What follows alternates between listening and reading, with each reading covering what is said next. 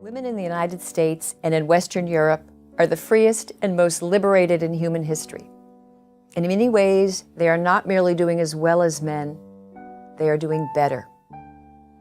Women's emancipation is one of the glories of Western civilization and one of the great chapters in the history of freedom.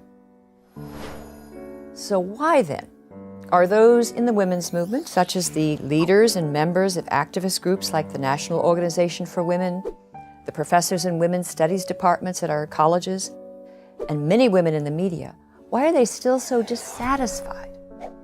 These feminists hardly acknowledge women's progress. Yes, they concede that some advances have been made, but the fact that most women reject their activist brand of feminism and think of themselves as free is, for this crowd, proof of just how entrenched patriarchy and inequality truly are. The very idea that it should be possible to claim to have been personally offended by the expression of opinion is a dangerous absurdity and a danger to a free society. Is to say after, for instance, a terrorist assault like that in Paris the other week, that the response must be that we abandon all faith schools, for instance. That in response to a terrorist atrocity we must attack all religion or deracinate a religious identity from the religious square. This is a very perverse way of ignoring a problem. It means that after somebody goes into a theatre in Paris with Kalashnikovs and suicide belts, you should shut Anglican state schools in the UK. This makes absolutely no sense. It makes no sense to strip ourselves of our own identity in response to a clear terrorist threat. The other option, of course, is that we give up some of our rights. I was disturbed to hear the references earlier to Charlie Hebdo and the references to these cartoons as abusive and primitive. Abusive and primitive cartoons are something that published every single day in all of the press. I'm sure that your Prime Minister here can tell us something about abusive cartoons. Certainly the Prime Ministers in France, Britain and elsewhere can. Abusive cartoons and abusive speech is protected, it is a right, it is something we can do, partly because such speech is often correct. But we volunteer to give up a bit of that. We will, for instance, critique all religions bravely, but not Islam. This is a very great mistake. And the other thing we do, of course, is that we give excuses to the extremists which they never even asked for. We're moving towards a strange dictatorship of rage, where any approved group or any approved person's fury is sufficient to trigger calls for the denial of platforms, for the ostracism of one kind or another of that person, in effect for the silencing of those people and the suppression of their opinions. This is a sinister development. When Islam is in a minority, it speaks a very great deal about minority rights. We cannot help noticing that when Islam is in a majority, or at least in a position to rule, those minority rights go out of the window. Minority rights of sexual minorities, the minority rights of religious minorities, and so on. Is there anything, any emotion, any behavior which can be called as dislike of, contempt for, or ingrained prejudice against men? If somebody tries to bind a man through his traditional role of protector or provider, then what do we call it? Liberals have really failed on the topic of theocracy. They'll criticize white theocracy, they'll criticize Christians, they'll still get agitated over the abortion clinic bombing that happened in 1984. But when you want to talk about the treatment of women and homosexuals and free thinkers and public intellectuals in the Muslim world, I would argue that liberals have failed us. Every 100 immigrants we bring in, there will be at least 70 who don't believe we should publish cartoons and want to limit what we say and speak about and what we publish in our newspapers. And it's a difficult argument to refute.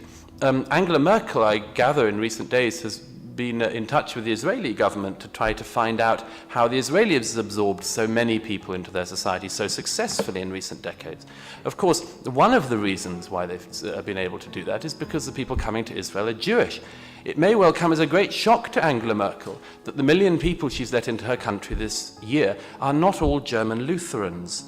78% of British Muslims think that the Danish cartoonist should have been prosecuted. 78%. So I'm being conservative when I roll this back to 20%.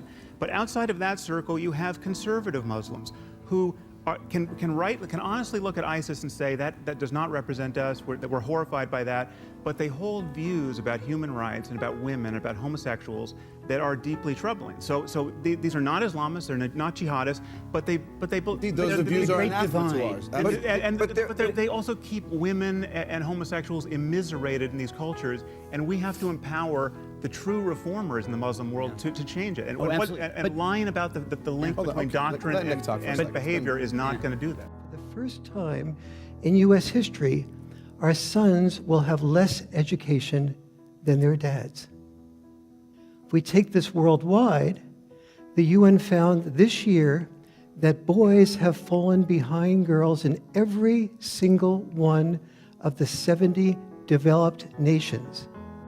In California, since 1980, we've built 18 new prisons, 1 new university. There's been a 700% increase in the prison population in the United States since 1972. That's a 93% male population. 23-cent gender pay gap is simply the difference between the average earnings of all men and women working full-time. It does not take account for differences in occupations, positions, education, job tenure, or hours worked per week. Now, wage gap activists and groups like the American Association of University Women or the National Women's Law Center, they say, no, even when you control for these factors, women still earn less. Well, it always turns out that they have omitted 1 or 2 crucial data points. Take the case of doctors. On the surface, it looks like female physicians are clearly victims of wage discrimination. They appear to earn less for the same work.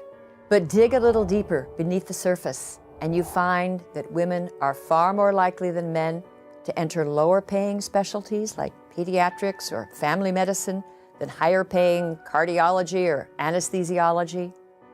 They are also more likely to work part-time. And even women who work full-time put in about 7% fewer hours than men. Women physicians are also far more likely to take long leaves of absence, usually to start a family. Now, there are exceptions, but most workplace pay gaps narrow to the point of vanishing when one accounts for all of these relevant factors. Today's modern feminism is a corruption of what feminism should be. It's become a trivial movement that infantilizes women, and it's taken one heck of a moral detour away from real issues of freedom. But if feminism is not about freedom, what's the point of it? If it's not about freedom, really it's just a lobby group for pet grievances. And yet today's feminists feast on a smorgasbord of whinges and whines, of victimhood games and misogyny claims and gender binary discussions and Western world obsessions with the pay gap and quotas and glass ceilings. Brave riders of feminism's third wave include pop stars like Taylor Swift, who said recently, "I didn't see myself as held back until I was a woman." Well, as Heather Wilhelm wrote recently in The Federalist, held back from what, Taylor? Building a net worth of $250 million?